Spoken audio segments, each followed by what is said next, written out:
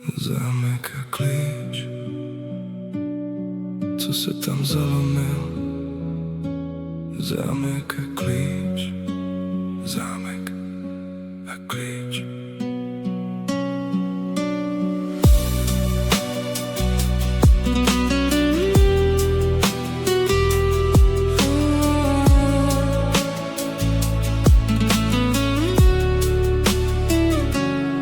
Hádanku dostal Tauron k řešení, odpověď správná to on sám neví. A temná dáma je fakt mazaná, na odpověď je sama zvědavá. Co když to mám odpověď na to vše, a proto teďka skládám zase ty verše. Možná je to hloupost, to však nevím sám. Já tiše doufám, že odpověď mám. Zámek a klíč, zalomen do dveří, tak nech ho tam vyrobíme nový. Novým otočím, ty chytneš za kliku. Zkusme společně tuhle taktiku. Metafora, která hloubku má. Koukneme spolu, co vše ukrývá. Stojí to za to, zkusme na to přijít. Nelze to jen říct, to taky musíš cítit. Stačí najít správné řešení. Na tvoje dveře zamčený. Teď tu tiše stojím před dveřmi sám. Klepu na ně, ptám se, můžu jít dál? Na odpověď čekám, snad se dostaví.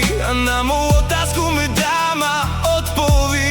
Co když otevře, zeptá se, co bude dál. Koukám jí do očí, hloupě se usmívám. Zámek a klíč, zalomen do dveří, tak nech ho tam vyrobíme nový. Novým otočím, ty chytneš za kliku. Zkusme společně tuhle taktiku.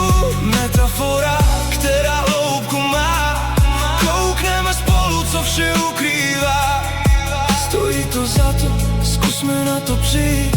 Nelze to jen říct, to taky musíš cítit. Řekni mi sama, zda se zalomila klíč. Co když je jen jeden, už jich není víc. To nevadí, vyrobíme si vlastní, který vydrží, který už bude pevný. Otevřeme spolu dveře nové. Oba nevíme, co za nimi bude. Pevně věřím, bude to za to stát. Řekni mi sama, zda jdeme otvírat. Zámek a klíč, zalomen do dveří, tak nech ho tam vyrobíme nový. Novým otočím, ty chytneš za kliku. Zkusme společně tuhle taktiku. Metafora, která hloubku má. Koukneme spolu, co vše ukrývá. Stojí to za to, zkusme na to přijít. Nelze to jen říct, to taky musíš cítit. Na klíč, zalomen do dveří, tak nech ho tam vyrobíme nový. Novým otočím, ty chytneš za kliku. Zkusme společně tuhle taktiku. Metafora, která hloubku má. Koukneme spolu, co vše ukrývá.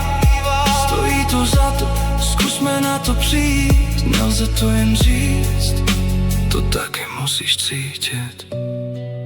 Není důležité, jak složitý zámek je. Důležitý je, co klíč odkryje. A čím složitější to bývá,